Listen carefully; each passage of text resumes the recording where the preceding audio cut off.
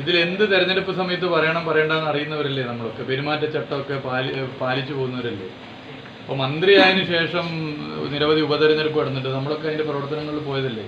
പെരുമാറ്റച്ചട്ടം എങ്ങനെയാണ് എന്താണ് എന്നൊക്കെ ധാരണ ഉള്ളവരല്ലേ. അതിന് മുമ്പെടുത്താലും ഇപ്പോൾ കോഴിക്കോട് പാർലമെൻറ്റ് മണ്ഡല സെക്രട്ടറിയായി പ്രവർത്തിച്ചിട്ടുണ്ട്, തെരഞ്ഞെടുപ്പ് കമ്മിറ്റി കോർപ്പറേഷൻ തെരഞ്ഞെടുപ്പ് കമ്മിറ്റി സെക്രട്ടറിയായി പ്രവർത്തിച്ചിട്ടുണ്ട്, ബൂത്ത് സെക്രട്ടറിയായി പ്രവർത്തിച്ചിട്ടുണ്ട്. ഞങ്ങളൊക്കെ ഇതൊക്കെ പെരുമാറ്റച്ചട്ടവും കാര്യങ്ങളൊക്കെ അറിയുന്നവരാണ്. പിന്നെ ഒരു വിവാദം ഉണ്ടാക്കുക, ഒരു കുഴപ്പമുണ്ടാക്കുക, LDF ആകെ മോശമെന്ന് വരുത്തി തീർക്കാൻ ശ്രമിക്കുക, അതിൻ്റെ ഭാഗമായിട്ടായിരിക്കാം. പക്ഷേ ഇക്കാര്യങ്ങൾ എവിടെയും ഞങ്ങൾക്ക് പറയാവുന്ന കാര്യങ്ങളാണ്, ഇനിയും പറയാമല്ലോ.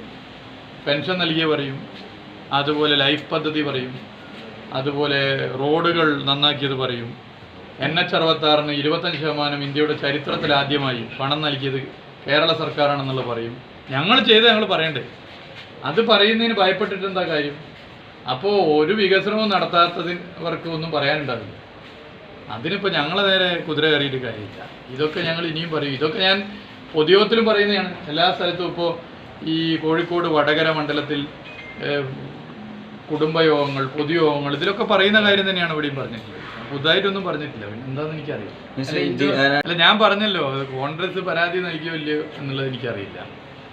നമ്മൾ ചെയ്ത കാര്യങ്ങൾ പറയും. പുതിയൊരു പ്രഖ്യാപനമോ എന്തെങ്കിലും ആണെങ്കിൽ അത് മനസ്സിലാക്കുക. നേരത്തെ പറഞ്ഞ് നേരത്തെ നടപ്പിലാക്കി അതിൻ്റെ ഭാഗമായി കുറേയേറെ നീക്കങ്ങൾ നടത്തിയ വിഷയങ്ങൾ ഇനിയും പറയും. ഈ പരാതി നൽകിയോ ഇല്ലയോ എന്നുള്ളത് എനിക്കറിയില്ല.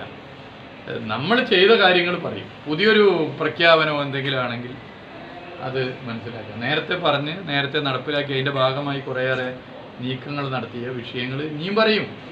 ഈ പരിപാടിൻ്റെ ഇൻഡോർ സ്റ്റേഡിയത്തിൽ വെച്ച ബാനർ ഇലക്ഷൻ കമ്മീഷൻ്റെ ആൾക്കാർ വന്ന് മാറ്റിയിരുന്നു. അതിന് ശേഷമാണ് നളന്തയിലേക്ക് പരിപാടി വെച്ച് ആദ്യം ഇൻഡോർ സ്റ്റേഡിയം. ഞാനതൊന്നും അറിയില്ല. ഞാനിപ്പോൾ അവിടെ പരിപാടിയിൽ വന്നു പറയട്ടെ.